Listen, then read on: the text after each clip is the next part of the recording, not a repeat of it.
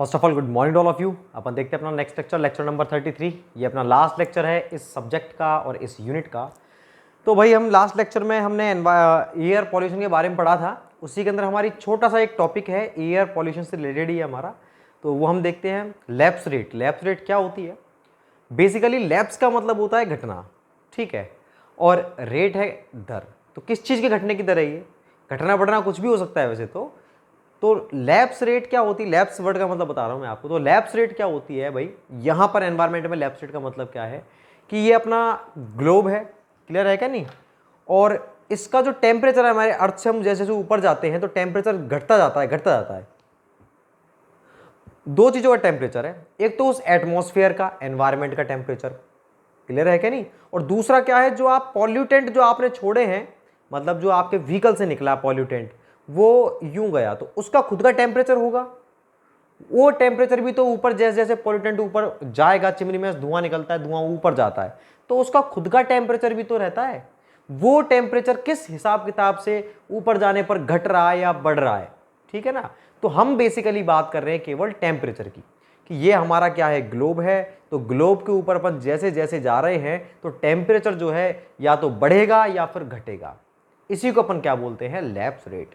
तो टेम्परेचर के चेंज होने की दर को एल्टीट्यूड के बढ़ने पर, अब भैया एल्टीट्यूड वर्ड का मतलब समझ लेना। एल्टीट्यूड लैटिट्यूड की तरह नहीं है। लैटिट्यूड लैंगिट्यूड अलग चीज होती है, लैटिट्यूड और लॉन्गिट्यूड अलग चीज होती है। एल्टीट्यूड का मतलब केवल क्या होता है? ऊंचाई। ये हमारा ग्लोब है, ग्लोब से हम जैसे जैसे ऊपर जा रहे हैं धीरे धीरे, ये हमारी क्या है? एल्टीट्यूड। ये ग्लोब से आप ऐसे जाओगे, ये भी एल्टीट्यूड है, ऐसे जाओगे, ये भी एल्टीट्यूड है, ये जाओगे, नीचे थोड़ी जाते हैं हम। अर्थ तो ऐसे रहते हैं, हम सरफेस पर रहते हैं, तो कभी तो वाला हिस्सा ऊपर आएगा। तो जो अर्थ का सरफेस है उससे अपन वर्टिकल जो डिस्टेंस देख रहे हैं, वो डिस्टेंस ही हमारी क्या कहलाती है? एल्टीट्यूड, कि कितनी ऊंचाई पर है। तो जैसे जैसे एल्टीट्यूड बढ़ता जाता है वैसे वैसे क्या बढ़ेगा? चेंज होगा टेम्परेचर, या तो बढ़ेगा या फिर घटेगा। अगर टेम्परेचर घट रहा है इसका मतलब सही चीज हो रही है, घटना ही चाहिए ऑब्वियसली। क्यों घटना चाहिए? सूरज की किरणें इस पर पड़ेंगी, पड़ते ही जिस सरफेस पर पड़ती है वहीं पर हीट को इमिट करती है, हीट निकलती है। तो उस सरफेस पर तो क्या रहेगी? हीट ज्यादा रहेगी, और टकरा करके किरणें वापस जाएंगी। वापस जाएंगी तो क्या होगा? टेम्परेचर अर्थ का सबसे ज्यादा तो अर्थ पर रहेगा, और जैसे जैसे अपन ऊपर जाएंगे तो टेम्परेचर धीरे धीरे घटने लगेगा एटमॉस्फेयर का। तो अगर हमारा टेम्परेचर जो है एटमॉस्फेयर का एल्टीट्यूड के साथ में घटता है तब तो सही हो रहा है, जैसा होना चाहिए वैसा ही हो रहा है, तब तो उस लैप्स रेट को अपन बोलेंगे पॉजिटिव लैप्स रेट। पॉजिटिव क्यों बोल रहे हैं?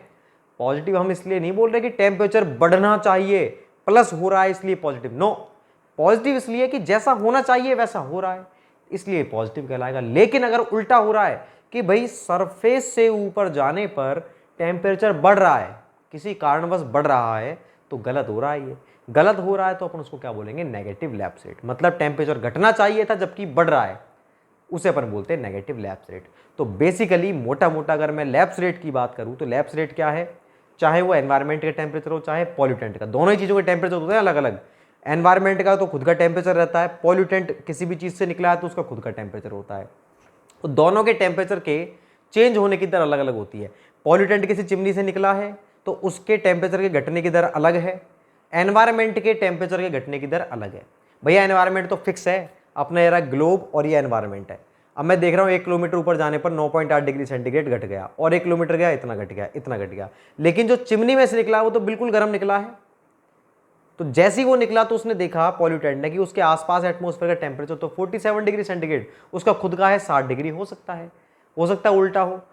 तो पॉल्यूटेंट का टेम्परेचर अलग होता है, उसका अलग होता है, और दोनों के टेम्परेचर के घटने की दर, ये पॉल्यूटेंट है वो तो ऊपर जाएगा धीरे धीरे, और ये अपना क्या है? एनवायरनमेंट जो फिक्स है लेकिन उसके टेम्परेचर घटने की दर अलग है। दोनों के टेम्परेचर के घटने की दर अलग होती है, हो सकता है सेम भी हो। तो दोनों अलग अलग चीज़ें हैं। तो फिलहाल लैप्स रेट का मतलब क्या है? केवल टेम्परेचर के चेंज होने की दर। अब चाहे वो टेम्परेचर पॉल्यूटेंट का चेंज हो रहा है चाहे वो एनवायरनमेंट का चेंज हो रहा है। तो लैप्स रेट तो सिंपली क्या होती है? एल्टीट्यूड के साथ साथ टेम्परेचर के चेंज होने की दर को अपन लैप्स रेट कहते हैं। अब एक तो होती है पॉजिटिव, एक होती है नेगेटिव। अगर एल्टीट्यूड के साथ साथ टेम्परेचर घट रहा है तब तो पॉजिटिव है, और बढ़ रहा है तो गलत हो रहा है, ऐसा होना नहीं चाहिए। तो क्या हुए? तो वो कहलाएगी हमारी नेगेटिव। और नेगेटिव लैप्स रेट जनरली होती है दो चीज़ों के कारण। कौन कौन से कारण होते हैं? एक होता है इसमें रेडिएशन इन्वर्जन, एक होता है सब्सिडेंस इन्वर्जन, ठीक है। जैसा कि अपना नीचे वाटर बॉडी में होता है ना, क्या होता है सर्दियों में जो नीचे जो पानी है वो तो आपको गर्म मिलेगा, ऊपर का ठंडा मिलेगा सरफेस पर, और लेकिन गर्मियों में क्या रहता है उल्टा, लेकिन वो जो लेयर है वो क्या है अचानक से यूं हो जाती है। और गर्मियों में ऐसा पानी जो है ना समुद्र में ऐसा रोटेट होता रहता है, गर्म ऊपर नीचे ठंडा, ऊपर गर्म नीचे ठंडा, या फिर ऊपर ठंडा नीचे गर्म। तो ये सब्सिडेंस इन्वर्जन होता रहता है ऑटोमेटिकली। तो एनवायरनमेंट का भी इसी तरह से होता है। तो दो कारणों से होता है नेगेटिव लैब स्टेट, दो कारणों से होती है। दोनों कारण में लिख दिए हैं, कारण पूछ सकता है तो अपन बता सकते हैं। और अगर बात करता है लैब स्टेट अपने एनवायरनमेंट के टेम्परेचर की, अगर मैं बात कर रहा हूँ तब तो कहलाएगी एनवायरनमेंट लैब स्टेट। मतलब अगर मैं बात कर रहा हूँ कि एनवायरनमेंट का जो टेम्परेचर है धीरे धीरे क्या हो रहा है, घट रहा है या बढ़ रहा है, अगर मैं एनवायरनमेंट के टेम्परेचर की बात कर रहा हूँ तब तो एनवायरमेंटल लैब स्टेट कहलाएगी। अगर मैं पॉल्यूटेंट के टेम्परेचर की बात कर रहा हूँ कि पॉल्यूटेंट का टेम्परेचर धीरे धीरे घट रहा है, किस रेट से घट रहा है, तो वो क्या कहलाएगी मेरी एडियाबेटिक लैब रेट। क्लियर है क्या नहीं? पॉल्यूटेंट के टेम्परेचर की बात कर रहा हूँ एल्टीट्यूड के साथ, तब तो कहलाएगी क्या एडियाबेटिक लैब रेट। और अगर मैं इसके गिरने की बात कर रहा हूँ एनवायरनमेंट के टेम्परेचर की, तो कहलाएगी हमारी एनवायरमेंटल लैब रेट। इन दोनों लैब रेट के आधार पर हमारा जो एनवायरनमेंट है वो डिफाइन होता है। और उसी के लिए मैं आपको ये पढ़ा रहा हूँ, क्योंकि इंपॉर्टेंट जो है ना केवल ये मेरे नोट्स इंपॉर्टेंट है, 1 2 3 4 5, ये 5 तब समझ में आएंगे जब हमें पता तो हो। इसलिए मैंने ये लिखा है कि भाई अगर environmental lab rate adiabatic lab rate से कम है तो क्या होगा, बराबर है तो क्या होगा, ज़्यादा है तो क्या होगा, वो सब चीज़ें हैं। बहुत इंपॉर्टेंट चीज़ है वैसे ये गेट ईएस के माध्यम से, लेकिन अपने लिए बहुत नॉर्मल पूछ सकता है जेईएन लेवल पे, वो बता रहा हूँ केवल आपको। इधर जो चिमनियाँ होती हैं, चिमनी से धुआं निकलता है, उसको स्टैक बोलते हैं चिमनी की हाइट। तो जो धुआं निकल रहा है उस स्टैक की हाइट, तो कई बार आपने देखा होगा धुआं बिल्कुल सीधा जाता है, कई बार क्या है धुआं यूँ जाता है, यूँ हॉरिजॉन्टल, और वहीं पर रह जाता है। तो अगर वो धुआं हमारे एक लेयर को पार करके बाहर निकल गया तो हमारा जो एनवायरनमेंट है वो तो साफ रह गया, वो तो बाहर निकल गया। तो एनवायरनमेंट जो है वो तो साफ रह गया, एटमॉस्फेयर अपना, क्योंकि वो तो उस लेयर को पार कर गया, नीचे तो धुआं रहा ही नहीं। तो क्या है हमारा स्टेबल एनवायरनमेंट, बढ़िया एनवायरनमेंट है। और अगर ऐसा हुआ कि वो जो धुआं है उस लेयर के नीचे ही रह गया, तो क्या कहलाएगा हमारा वो अनस्टेबल। तो गड़बड़ हो गई भाई, धुआं नीचे रह गया अर्थ सरफेस पर ही। और अगर ऐसा है कि भाई ना तो वो ऊपर जा रहा है ना ही यहाँ पे किसी एक ही हाइट पर वो फिक्स हो चुका है, तो उसे बोलेंगे अपन न्यूट्रल एनवायरनमेंट। तो वो किस चीज़ पर डिपेंड करता है, वो डिपेंड करता है कि एनवायरनमेंट के टेम्परेचर के घटने की दर तो क्या है, और पॉल्यूटेंट के टेम्परेचर के घटने की दर क्या है। मतलब ELR तो क्या है और ALR क्या है, इन दोनों के आधार पर क्वेश्चन पूछता है आपसे। ELR से ज़्यादा है तो क्या होगा, ALR ELR से ज़्यादा है तो क्या होगा, वो सब चीज़ें हैं यहाँ पे। तो देखो भाई मैंने लिखा है लैप्स रेट क्या होती है, एल्टीट्यूड बढ़ने के साथ साथ टेम्परेचर के चेंज होने की दर को लैप्स रेट कहते हैं। ये निम्न प्रकार की होती है, एक तो पॉजिटिव लैप्स रेट कब होगी, एल्टीट्यूड बढ़ने के साथ टेम्परेचर के घटने की दर, घटना चाहिए और घट रहा है तो पॉजिटिव है। नेगेटिव, एल्टीट्यूड बढ़ने के साथ टेम्परेचर के बढ़ने की दर, वो नेगेटिव कहलाएगी। ये दो कारणों से होती है, रेडिएशन इन्वर्जन और सब्सिडेंस इन्वर्जन। बात आती है नेक्स्ट एनवायरमेंटल लैप्स रेट और एडियाबेटिक लैप्स रेट क्या होती है, ELR। एल्टीट्यूड बढ़ने के साथ साथ एनवायरमेंट के टेम्परेचर घटने की दर तो ELR कहलाती है, और एल्टीट्यूड बढ़ने के साथ पॉल्यूटेंट के टेम्परेचर घटने की दर ALR कहलाती है। क्लियर है कि नहीं? अब ELR और ALR की बात करें तो ELR is less than ALR, ये तो कहलाएगा हमारा सब एडियाबेटिक लैप्स रेट। अगर ELR जो है हमारी ALR से कम है तो उस केस में जो पॉल्यूटेंट है हमारा वो पार चला जाएगा, एनवायरमेंट में नहीं रह पाएगा, तो स्टेबल एनवायरमेंट है हमारा। और इस रेट को क्या बोलेंगे, सब एडियाबेटिक लैप्स रेट। और अगर हमारे दोनों चीज़ें बराबर हैं तो जो पॉल्यूटेंट निकल करके एक जगह फिक्स हो जाएगा, वो क्या है हमारा एडियाबेटिक लैप्स रेट कहलाएगी, और एनवायरमेंट कैसा होगा हमारा न्यूट्रल एनवायरमेंट। और अगर ELR ALR से ज़्यादा है तो सुपर एडियाबेटिक लैप्स रेट कहलाएगी, और एनवायरमेंट कैसा हो जाएगा हमारा अनस्टेबल एनवायरमेंट हो जाएगा।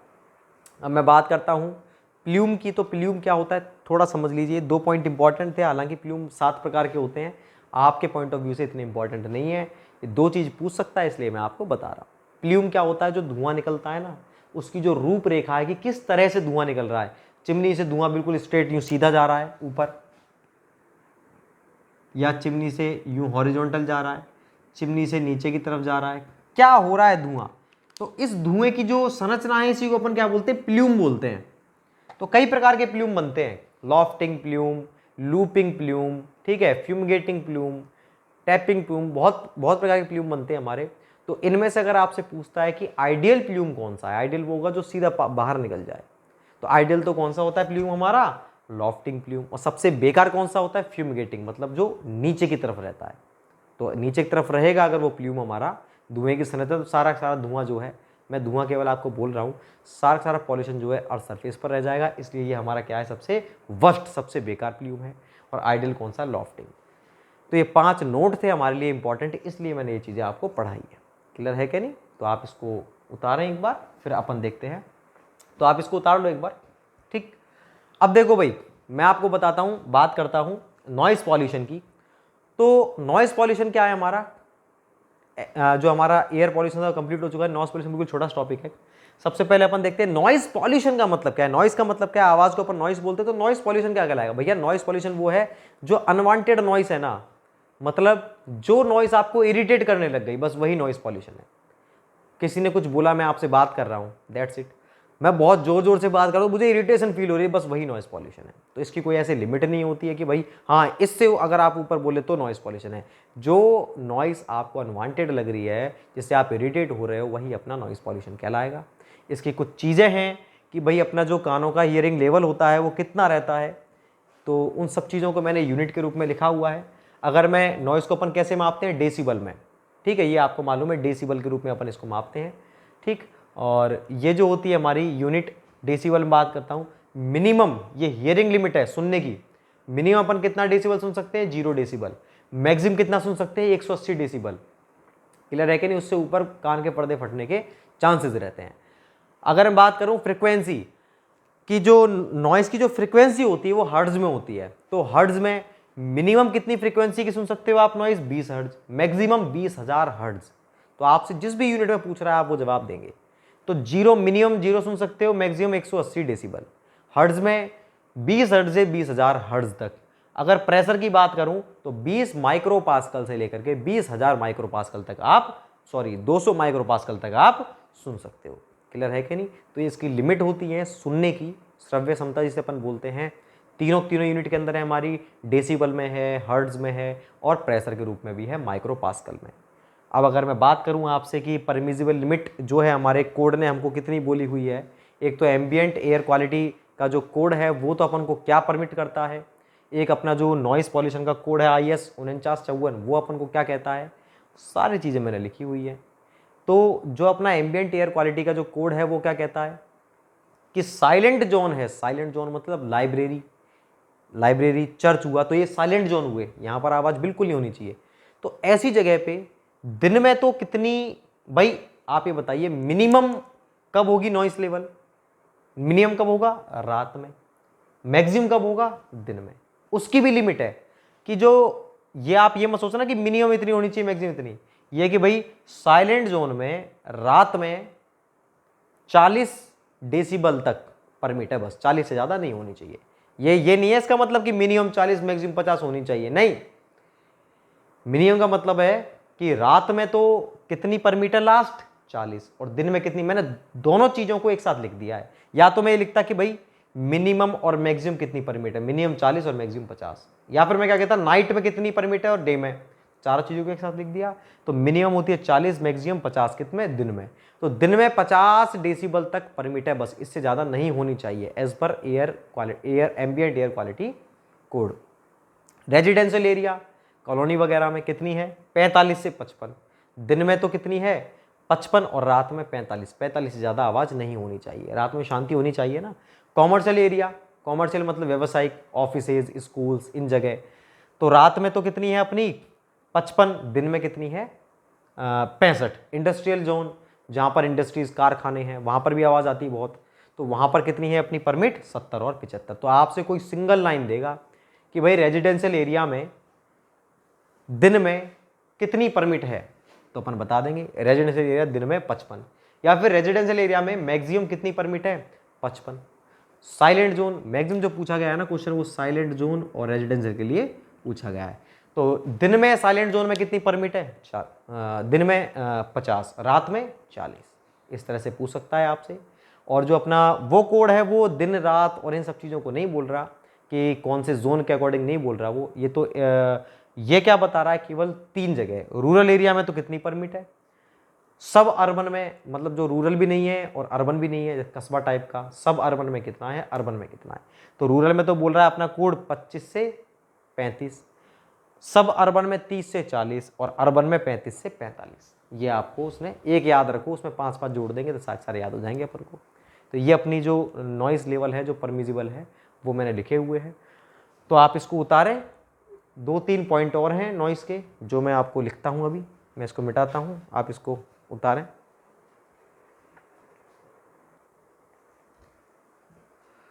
तो भाई अपने ये 2-3 नोट हैं जो इंपॉर्टेंट है, उनको अपन देखते हैं। पहला नोट तो क्या है अपना कि जो स्टैंडर्ड नॉइस प्रेशर है वो अपन कितना लेते हैं, 20 माइक्रोपास्कल। अगर आपसे पूछे कि नॉइस लेवल को ज्ञात करने के लिए स्टैंडर्ड प्रेशर कितना लिया जाए, तो प्रेशर तो है 20 माइक्रोपास्कल और अगर इंटेंसिटी की बोलता है तो 10 वाट पर मीटर स्क्वायर। अगर प्रेशर की बात करता है तो 20 माइक्रोपास्कल है भैया, याद रखना। प्रेशर कितना है, 20 माइक्रोपास्कल और इंटेंसिटी है 10 वाट। ऑप्शन मिलेगा 10 माइक्रोपास्कल, 20 माइक्रोपास्कल। तो स्टैंडर्ड नॉइस प्रेशर कितना है, 20 माइक्रोपास्कल। स्टैंडर्ड नॉइस इंटेंसिटी कितनी, 10 वाट पर मीटर स्क्वायर। अब दो रिजल्ट हैं जो अपन यहाँ पर लिख रहे हैं। अपन कंप्लीट इसको कंप्रहेंसिव अपन ने कंप्लीट करके देखा, उसके बाद मुझे 2 रिजल्ट अपन को देखने को मिले। कौन से रिजल्ट हैं, एक तो ये है कि भाई अगर 20 डेसिबल नॉइस बढ़ती है ना, नॉइस लेवल कितना इंक्रीज होता है, 20 डेसिबल अगर बढ़ता है तो इंटेंसिटी कितनी बढ़ जाती है, 10 गुना बढ़ जाती है। नहीं समझे अभी अपन इस चीज़ को। मान लीजिए कोई मेरे साइड में खड़ा था, ठीक है, और वो मुझे कुछ कह रहा है, ठीक। उसकी जो 3 लोग हैं, ए बी और सी। उसने मुझे बोला नॉर्मली उसकी जो नॉइस लेवल था 20 डेसिबल था। दूसरा वाला थोड़ी सी ऊंची आवाज़ में बोल रहा है 40 डेसिबल। तो कितनी बढ़ गई उसकी नॉइस लेवल, 20 डेसिबल। लेकिन ये जो इरिटेशन है जो मुझे फील हो रहा है वो कितने गुना बढ़ चुकी है, नॉइस इंटेंसिटी 10 गुना बढ़ गई। जितना वो मुझे सुनाई दे रहा था पहले, उसके 10 गुना अधिक मेरे कानों पर प्रभाव पड़ रहा है इसके कहने पर। क्लियर है कि नहीं। ऐसी कोई तीसरा आदमी है, वो और तेज बोल रहा है, मान लो उसका 60 डेसिबल है, 60 डेसिबल उसकी नॉइस लेवल कितना है, 60 डेसिबल है। तो जो मेरे कानों पर जो इंपैक्ट पड़ेगा ना, वो इसकी तुलना में 10 गुना और बढ़ गया। तो भाई बीच वाले की तुलना में कितना बढ़ गया, 10 गुना और ज्यादा मुझे इरिटेशन फील होगी। और पहले वाले की तुलना में कितना बढ़ गया, 10 और 10 100 गुना मेरा बढ़ चुका है। क्लियर है कि नहीं। ये होती है हमारी एक जनरल चीज़ जो आपको याद रखनी है कि अगर 20 डेसिबल इंक्रीज होता है तो प्रेशर इंटेंसिटी, नॉइस इंटेंसिटी कितनी बढ़ जाती है, 10 गुना बढ़ जाती है। क्लियर है कि नहीं। तो जैसे ये एग्जांपल किया है, ए बी और सी 3 सोर्स हैं। ए का जो नॉइस लेवल है मान लो 30 डेसिबल है, इसके द्वारा कोई बोल रहा था, बातचीत कर रहा था मुझसे, इंटेंसिटी कितनी भी थी मुझे नहीं मालूम। बी जो है उसका नॉइस लेवल कितना है, 50, इससे कितना अधिक हो गया, 20 डेसिबल अधिक हो गया। तो अब जो मेरे कानों पे इंपैक्ट पड़ेगा वो पहले वाले की तुलना में 10 गुना अधिक पड़ेगा। तो 10 टाइम्स ऑफ ए, 10 गुना ए का प्रेशर इंटेंसिटी कितनी होगी इसकी, ए की 10 गुना हो गई। ठीक। अब यहां पर कितना आपने 20 और बढ़ा दिया, 70 हो गया, 70 हो गया। तो ये इसकी जो इंटेंसिटी है सी की, वो बी की तुलना में कितनी बढ़ गई भाई, इससे 20 डेसिबल बढ़ गया तो इंटेंसिटी इससे 10 गुना बढ़ गई। तो 10 गुना ऑफ बी का कितना हो गया, 10 गुना। तो ए का कितना हो गया भाई, ये ऑलरेडी 10 गुना है इसका ए का, तो ये हो गया 10 गुना 10 करोगे तो कितना हो गया अपना, 10 गुना 10 बराबर 100, 100 टाइम्स ऑफ ए। तो अगर आप 20 डेसिबल बढ़ाते जाओगे तो वो 10 गुना टाइम्स में कितना, 10 टाइम्स बढ़ता चला जाएगा। ठीक है। एक तो ये अपना रिजल्ट है। तो मैंने लिख दिया इसमें सोर्स बी की नॉइस इंटेंसिटी, सोर्स इसमें लिख देता हूं, आप ऐसे लिख लेना, यहां सोर्स बी की नॉइस इंटेंसिटी सोर्स ए की तुलना में कितनी है, 10 गुना अधिक है। और सोर्स सी की नॉइस इंटेंसिटी सोर्स बी की तुलना में 10 व ए की तुलना में 100 गुना अधिक है। इतनी सी बात अपन ने लिखी है। क्लियर है कि नहीं। अब एक रिजल्ट और है जो मोस्ट इंपॉर्टेंट है, इस वाले पे तो आप स्टार लगा दे। देखो पहला और जो चौथा है वो आपको अच्छे से याद रखना है। चौथा वाला जो क्वेश्चन है ना, आरआरबी के एग्जाम जो हुआ था उसमें हर सेट में पूछा गया था ये क्वेश्चन। क्या क्वेश्चन है, सिंपल सा क्वेश्चन है। अगर आपको कोई बोलता है 70 डेसिबल प्लस 70 डेसिबल, मतलब यहां से कोई एक सोर्स की आवाज आ रही है 70, इधर से भी 70 की आवाज आ रही है, तो रिजल्टेंट कितनी आवाज आ रही है मेरे पास। तो ऑप्शन ऐसे मिलेंगे आपको 70 प्लस 140, 70, 135, इस तरह से आपको कुछ ऑप्शंस मिलेंगे। क्लियर है कि नहीं। मैं क्या कह रहा हूं, दो सोर्स है, यहाँ से भी 70 डेसिबल आ रही है आवाज़, यहाँ से भी 70 डेसिबल की नॉइस लेवल आ रहा है, दोनों का रिजल्टेंट मेरे पास कितना रिजल्टेंट मेरे को सुनाई दे रहा है, तो 70 + 70 कर देंगे 140, बिल्कुल गलत। इसको हम निकालते हैं फॉर्मूले से, और फॉर्मूले से जब हम निकालते हैं तब हम, जैसे हम पीएच वाला खेल था ना, पीएच में 10 की पावर माइनस में एच प्लस साइन की हम वैल्यू रखते थे, तब जाके पीएच निकलती थी, नेगेटिव लॉगरिथम लेते थे। इसी प्रकार यहाँ पर आप निकालते हो, डेसिबल में डायरेक्टली ऐसे नहीं जोड़ देंगे अपन, जैसे वहाँ पर होता था सेम चीज़ यहाँ पर होती है। पीएच वाला खेल जो होता था वैसा ही डेसिबल वाला खेल है। तो अगर आप सेम लेवल को जोड़ते हो तो अपना रिजल्ट क्या निकल के आता है, ऐसे हमने 5-7 करके देखा, 70-70 को जोड़ा तो कितना आया, 30-30 को जोड़ा तो कितना आया, तो हमें क्या रिजल्ट सामने आता है कि अगर सेम लेवल की नॉइस को जोड़ते हैं ना तो रिजल्टेंट कितना बढ़ता है, 3 डेसिबल बढ़ जाता है। एग्जाम्पल क्या है इसका, मतलब अगर मैं बताऊँ आपको कि 70 डेसिबल मैं 70 डेसिबल जोड़ दूँ तो रिजल्टेंट नॉइस कितनी हो जाएगी, 73 डेसिबल, 3 जुड़ जाएगा। ऐसी अगर बोलें 60 डेसिबल में 60 डेसिबल जोड़ दूँ तो कितना हो जाएगा, ये 63 डेसिबल। क्लियर है कि नहीं, ये चीज़ें आपको ध्यान रखनी है। 80-80 तो ऐसे क्वेश्चन आए थे तो गलत करे सब लोग, 60-60 120 कर दिया, बिल्कुल गलत। देखो ये तो थी नॉर्मल बात। अगर मैं थोड़ा सा और लेवल को अप करूँ, और अगर मैं आपको बोलता हूँ कि भैया 60 डेसिबल और दूसरे सोर्स से आ रही है 70 डेसिबल, तो इन दोनों का रिजल्टेंट बताओ, 130 होगा, 65 डेसिबल होगा, ठीक है, या फिर 73 डेसिबल होगा। इस तरह से 3-4 आपको ऑप्शन मिलेंगे। तो अपन ऐसे को अपन किस तरह से जोड़ें, समझ रहे हो, या फिर इसका मान लो 68 डेसिबल, इस तरह से कुछ ऑप्शन मिलेंगे। तो मैं इसको कैसे सोचूंगा, मैं ऐसे सोचूंगा कि अगर ये दोनों ही 60 होते तो मेरा आंसर क्या होता, 63। अगर ये दोनों ही 70 होते तो मेरा आंसर होता 73। समझे कि नहीं समझे, दोनों ही अगर ये 60 होते तो रिजल्टेंट होता 63, दोनों ही 70 होते तो रिजल्टेंट होता 73। लेकिन ना तो दोनों 60 है ना ही दोनों 70 हैं, एक 60 है और एक 70 है, इसका मतलब इन दोनों के बीच की वैल्यू आएगी। ऑप्शन आपको ऐसे ही कुछ मिलेंगे, ये 63 लिखा था मैंने, तो आपको कुछ ऐसे ही ऑप्शन मिलेंगे, तो आप इसमें चूज करके बताओ मुझे क्या आएगा, बताओ। तो इन दोनों के बीच की वैल्यू क्या आ रही है, 68 आ रही है। बीच की वैल्यू का मतलब ये 63 + 73/2 नहीं, बीच में कुछ भी वैल्यू, 64, 65, 66, 67, ठीक है, इस तरह से। तो ये अपना आंसर आ चुका है 68 डेसिबल। ऐसे आपको सोचना है, तो दो डिफरेंट का बोल दे तो इस तरह से अपन निकाल लेंगे। तो आप भाई इसको उतारो, ठीक, ये सबसे इंपॉर्टेंट नोट था अपना, नोट नंबर 4। तो अपना ये जो चैप्टर है, यूनिट नंबर 8, लेक्चर नंबर 33 और एनवायरमेंटल इंजीनियरिंग, सब कुछ अपना कंप्लीट हो चुका है। ठीक है भाई, इसको अच्छे से करें। आपको कोई भी डाउट आता है आपके माइंड में कभी भी एनवायरमेंटल इंजीनियरिंग से रिलेटेड, तो भाई देखो अपन जेई लेवल की तैयारी कर रहे हैं, उसके हिसाब से मैं आपको बता रहा हूँ। बहुत मैंने कॉम्पैक्ट किया है सब्जेक्ट को, जिससे कि आपको कम से कम पढ़ना पड़े, मैक्सिमम आपको बेनिफिट मिले। अदरवाइज एनवायरमेंट बहुत बड़ा सब्जेक्ट है, अगर अपन ईएस या गेट की तैयारी करते तो मैं आपको उसके अकॉर्डिंग पढ़ाता, तो आपके लिए इतना सफिशिएंट है।